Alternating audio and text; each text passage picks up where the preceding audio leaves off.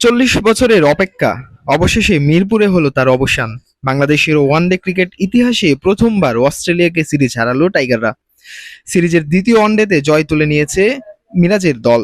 বোলারদের দৃঢ়তা আর ব্যাটারদের ধৈর্য পরীক্ষায় এক ম্যাচ হাতে রেখেই নিশ্চিত হয়েছে বাংলাদেশের এই ঐতিহাসিক অর্জন। বৃহস্পতিবার মিরপুর শেরেবাংলা জাতীয় ক্রিকেট স্টেডিয়ামে টসে জিতে ব্যাটিংয়ের সিদ্ধান্ত নেয় অস্ট্রেলিয়া।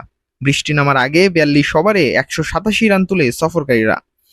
এরপর ওভার কমে বৃষ্টি আইনে বাংলাদেশের লক্ষ্য দাঁড়ায় ১৯২ রানে। তবে ব্যাটারদের দলগত পারফরম্যান্সে সেই লক্ষ্য টপকে ৫ উইকেটের ম্যাচ জিতে ইতিহাস গড়ে বাংলাদেশ।